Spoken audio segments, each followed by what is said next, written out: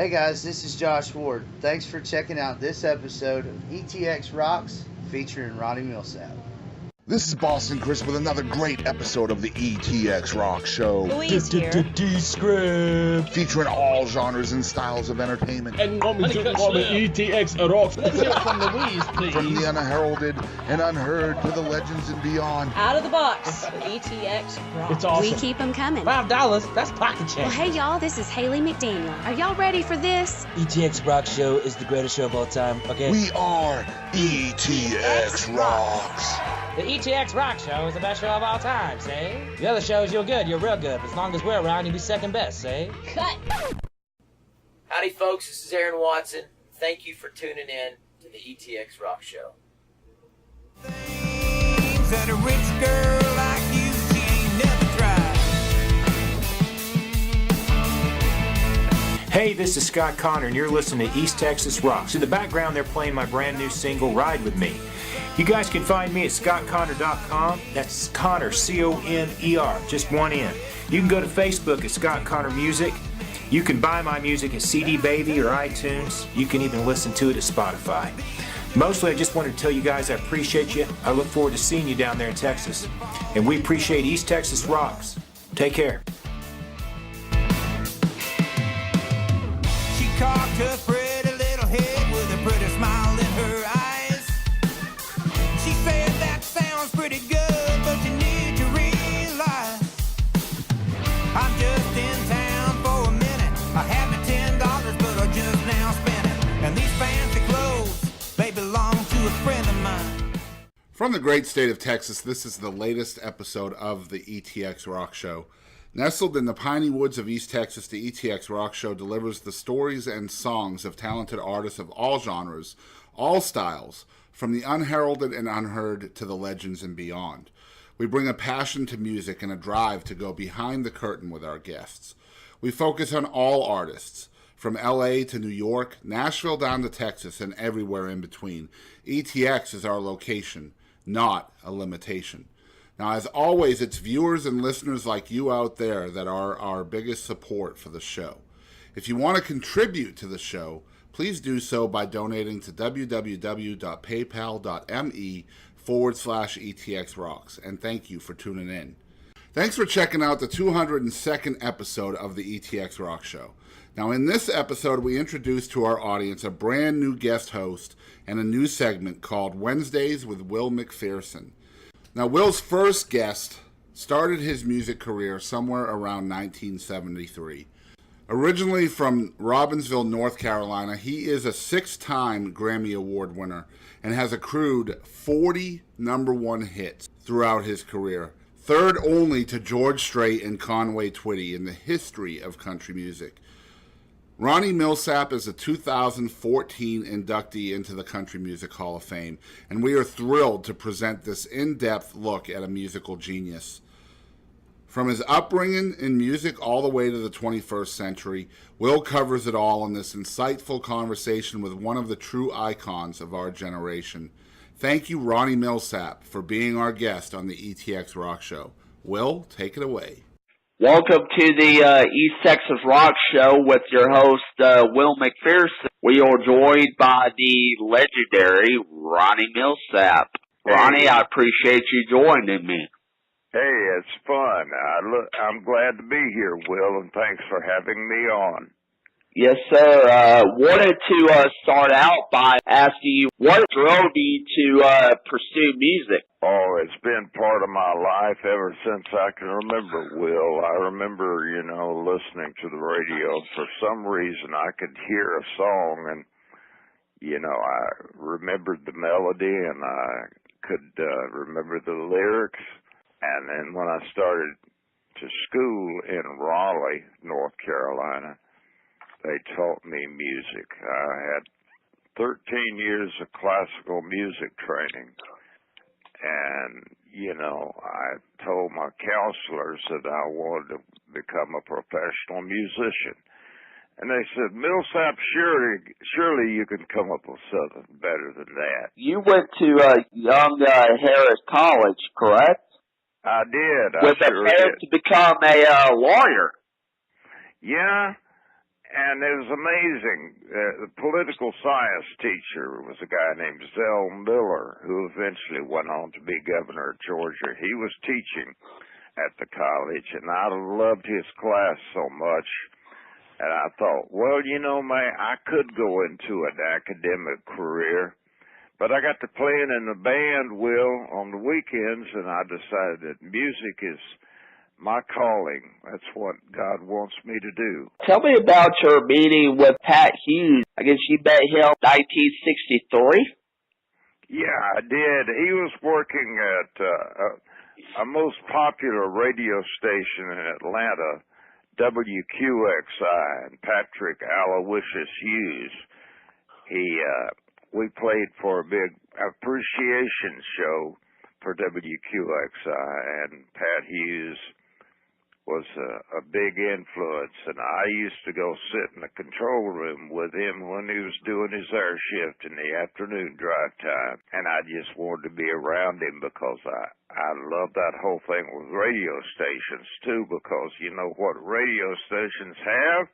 They have tape recorders. Exactly. And that's a lot of fun, you know, anytime you can play with a tape recorder, because I had affection for that ever since I could remember too.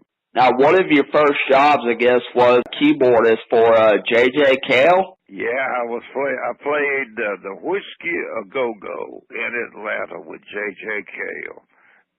J.J. was from Tulsa, and just as he was getting ready to leave Atlanta, he's going to California, and he said, Ronnie, I want you to come with me to California.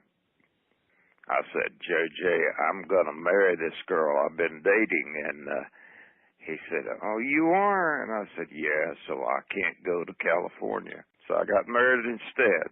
Tell me about your working with Ray Charles, Stevie Wonder, and James Brown. Oh, well, I did that back when I had an R&B career. I was doing quite a few shows with the big R&B artists, and had a record on Scepter Records that was headed by Florence Friedberg, and she said, Milsap, I want you to be an R&B singer. I said, well, teach me how we do it. And we put out that first record on Scepter, a top 5 soul record called Never Had It So Good, written by Nick Ashford and Valerie Simpson, 2 incredible songwriters. And, you know, I met with Ray Charles. I'd met with him on several occasions. I asked him one time, I said, my heart is really in music, and what should I do? And he said, well, play me something. So I was sitting at his piano, and I played him a couple of things I'd been working on, and he said, you love it, don't you? And I said, yeah, I do. He said, son, my advice to you would be get involved, become part of the music scene, soak it up like a sponge, become a professional musician. And I ran back to Riley and I said, you know, Ray Charles says it's okay if I become a professional musician. But they didn't like that. I was destined to go to college. I'd done well. My grades were good in school. And so I had this big record out, and I had seen Stevie Wonder at this club I used to go to in Atlanta called the Royal Peacock. And I heard Stevie when he came through. He was 13, and he had a record out called Fingertips.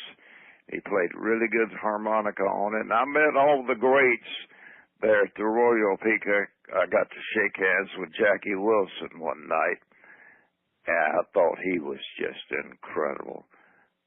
B.B. King, got to meet him there.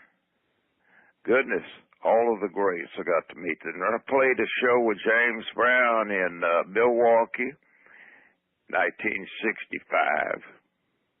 That's a long time ago, Will. But eventually I worked my way to Nashville. I came through Memphis for a while. I was doing things over in Memphis, working in a studio as a session musician. I got to play on a record for Elvis Presley called Kentucky Rain. Played piano on that and get to sing on it with him. Got to hang out and talk to Elvis. That was kind of cool because he was the voice of my generation. Oh, yeah, no question. That was actually going to be my next question. A lot of people who follow you may not know that you actually played on Don't Cry Daddy as well. Yeah, I sure did. I got to play on that, and eventually, though, Will, I worked my way to Nashville. And I had a really incredible, it just seems like the stars were in alignment for me. I came here and I had a manager who's the same guy that managed Charlie Pride. And he said, I want to manage you. And he got me a deal with RCA Records. We went in and recorded some songs. Jack took them and played them for Jerry Bradley, who was head of RCA, and Jerry Bradley said, I know all about Ronnie Milsap. He plays down there in Memphis, and he sings R&B and rock and roll. He's not a country singer. So Jack played him a tape, and he said, man, I didn't know that. That guy can sing country. So we came out with the first single. I remember calling KLAC in Los Angeles, and the guy at that time was Carson Schreiber, who was on the air, and I said, Carson, have you heard my new record, All Together Now Let's Fall Apart? He said, Ronnie, we actually like the other side of the record better, I Hate You. So that was my first single, I Hate You. It just means you wish you could hate somebody, you know. It was a cool song. I found it in Memphis from a songwriter named Dan Penn. And we had that first album out called Where My Heart Is on RCA, and it did well. So we just keep moving, you know, keep recording every year. And I love that whole thing of making records, being in the studio and putting records together. That's something I truly just absolutely love. And the live performance is nothing better than that. I mean, when you get to play for an audience and they respond, there's electricity that happens between the artist and the artist, between the audience and the artist. And it's just a special thing, and playing live is something I truly love to do, and I look forward to doing that in Royce City. Yes, sir. I actually got to see you for the very first time last year at Billy Bob's, Texas. Oh, I love that. I love it when we play Billy Bob's. That's a great thing. I'm thankful that Billy Bob's is still around. Yes, it was a fantastic show on that end. I appreciate that, Will. You just absolutely blew my doors off. Yeah, well, we love it. I've got a great band. That's the thing. I've always had good musicians around me, and I've got the best right now, and they know all my stuff. And if the audience calls out a certain song, you know, because you like to let the audience get involved, and if they want to hear a certain song, Will, you bet I'm going to play it. Exactly. That night you had played one of my favorite songs. You played Stranger in My House. Oh, I love that song. I love that. That was actually my first introduction to your music. Yeah, a lot of people say that. Because we broke through and what they call a crossover artist. And, you know, a lot of people look on that as a dirty word, a crossover. That just means you expand your audience. You know, I was in country and had a lot of #1 country records, and then all of a sudden we're over on the adult contemporary chart and the pop chart. And there's nothing wrong with expanding your audience.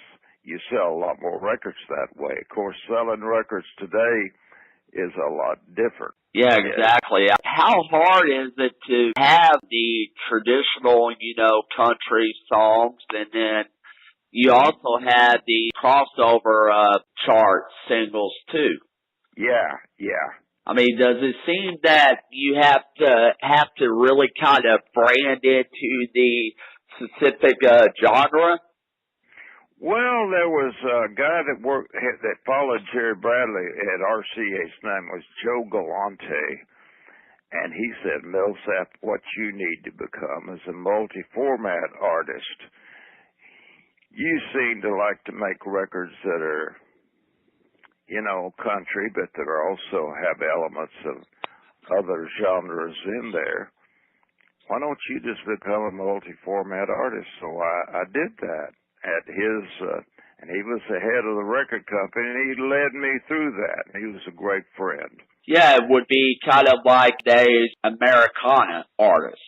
Yeah, maybe so. Maybe so. And I love Americana. There's a lot of movement going on there, a lot of good music. Tell me a little bit about when you cut Pure Love. Oh, goodness. I remember it was on Elvis's birthday, January the 8th, 1974. And I was in RCA Studio B, and I'd been given this song by Eddie Rabbitt. Eddie Rabbitt turned out to be a tremendous artist in his own right, but he was down here and he wrote this song, and that thing must have 7 or 8 verses to it. And I told my producer, Tom Collins, I said, let's just forget those other verses. Let's do the first verse. Let's do the chorus of the first verse and a turnaround and sing the chorus again and wrap it up.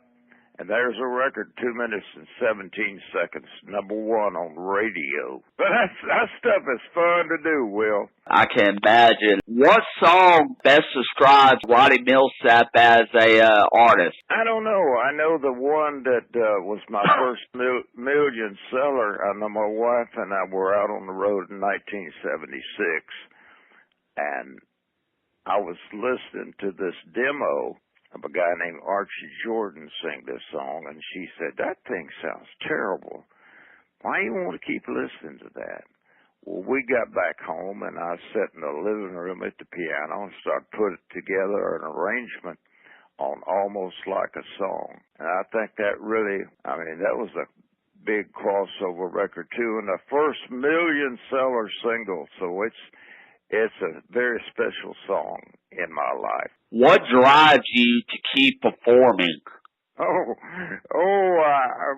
because I love it.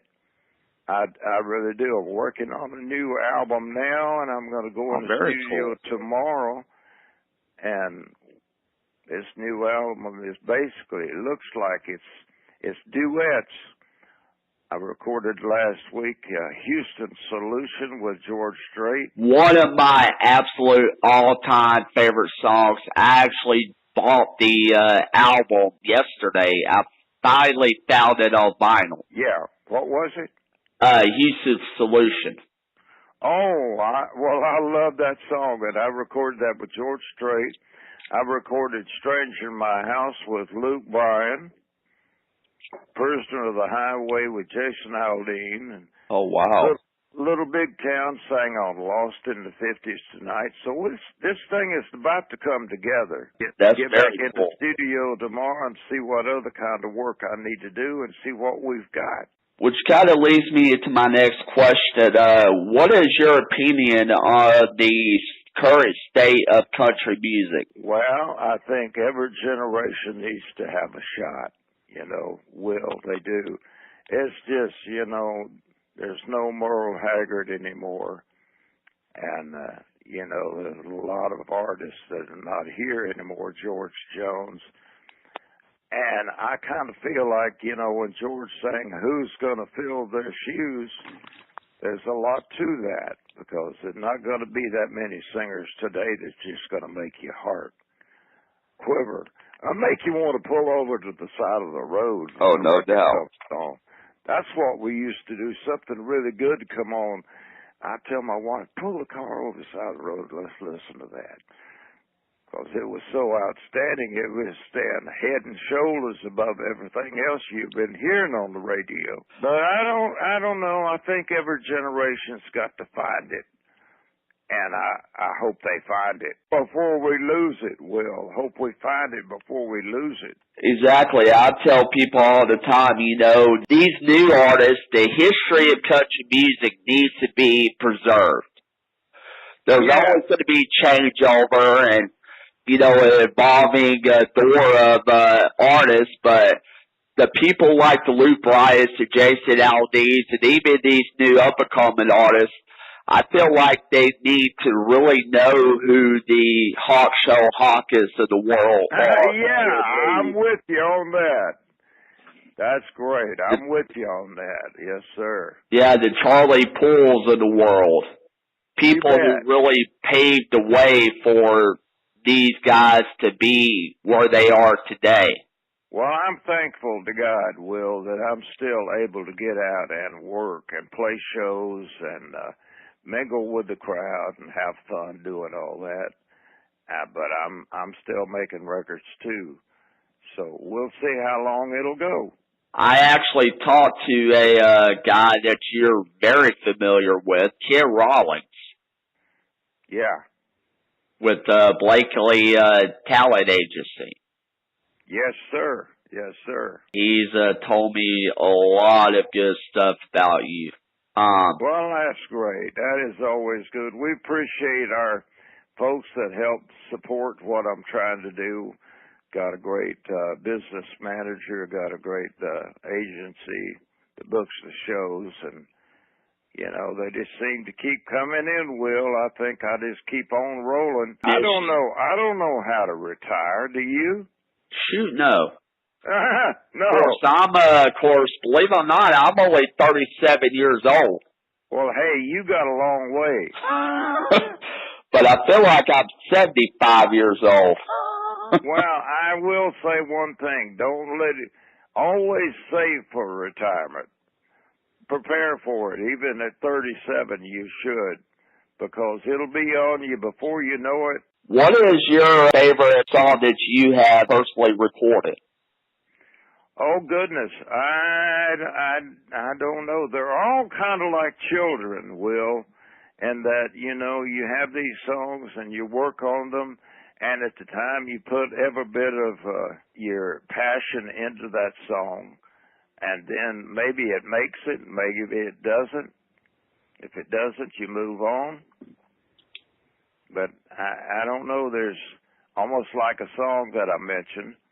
And, of course, there was a big record I had called Smoky Mountain Rain. I love that a lot. You were talking coming out with the new album. What is the process when you go into the studio? How do you determine what songs make it on an album? Well, I think what we've done, we've gone through these sessions with these different artists, and we'll listen to them in the studio, and I expect a lot of input from my wife Joyce, and because she seems to know what is commercial nowadays, maybe better than I. But we just kick it around in our inner circle, and until we find the songs that should be on there, and sometimes some don't make it. If they don't make it, maybe we'll put them out to some future time on another album. Who knows? Any plans for a potential album with new material? Oh, yeah, of course. Yeah, and I always are looking for new songs, Will, every day. And thank God Nashville is a songwriter's town. For if you're looking for a special song, and I actually cut a couple of new songs on this project I'm working on. Mike Reed and I have had 13 number one singles together, number one records together. He still keeps writing. He wrote Stranger in My House. He wrote, goodness, Where Do the Nights Go? And many, many records that I've done. He was a football player, All-American for Penn State, and played with the Cincinnati Bengals. And he gave it up on football, retired, and came down here to Nashville. He's an exceptionally talented songwriter. So he keeps writing songs. As long as he keeps writing them, I'm probably going to listen to them and find a way to record them. What have you got coming up in the future? Well, we got this new album. I hope we can get this rolled up and kind of finalized here in the next couple of weeks. But it's not going to be able to come out until early next year. I will definitely be promoting the heck out of the new record. Hey, thank you, Will. I appreciate that, my friend. Now, you're going to be at Southern Junction in Roy City on September 23rd. What time will you take the stage? I'm not sure. Hey, Donnie, what time do we hit the stage on Saturday night? Probably 8 or 9 o'clock. We got an itinerary here somewhere, Will, and it should tell us that. But I'll be there and with my band, and we're going to be all set to go and look forward to playing. 9:30, I'm told. 9:30. There you go. I'm actually going to try to make that show. Well, that'd be great, Will. Hey, come tap me on the shoulder so I get to meet you in person. Absolutely. I would love to do it. And, Ronnie, it's been an honor and a privilege to talk to you. Hey, Will, it's been great, man, and thanks for having me on. Hey guys, Boston Chris here, and we just want to thank you for tuning in to another great episode of the ETX ROCKS Show. You've been listening to the 202nd episode of the ETX ROCKS Show featuring the legendary Hall of Famer Ronnie Milsap. We want to thank Will McPherson for hosting this episode of the ETX ROCKS Show and for asking all of these great questions to this amazing artist, Mr. Ronnie Milsap. We want to thank Ronnie for coming on the ETX ROCKS Show as part of our celebration at the start of our season 3. It was really an honor to have him on the show. If you're tuning in for the first time, make sure you're checking us out. We are located at Facebook, Instagram, and Twitter at ETX Rocks. If you're watching on YouTube, make sure you hit that like button and subscribe to our channel for free. If you're listening on iTunes, please rate and review us. That will definitely help us rise a little bit higher on those podcast charts. And as we always say on this show, we want to thank you guys out there for supporting live music. And don't ever forget, ETX Rocks. Howdy, folks. This is Aaron Watson. This is Bree Bagwell. This is Jake. And this is Walter from Rocky Queen. This is Curtis Grimes. Monty Pittman. This is Doug Supernon. I'm Heather Little. This is Rob Redwan. Ho! Hey, folks, I'm WWE Hall of Famer Hacksaw Jim Duggan. Hey, guys, I'm Katie Lynn, and make sure to tune in to ETX Rocks with Boston Chris. Hello, y'all. This is Ronnie Milsap, and thanks for tuning in to the ETX ROCKS Show. Tough guy. Ho! Hey guys, we're Blacktop Mojo, and thank you for tuning in to ETX Rocks.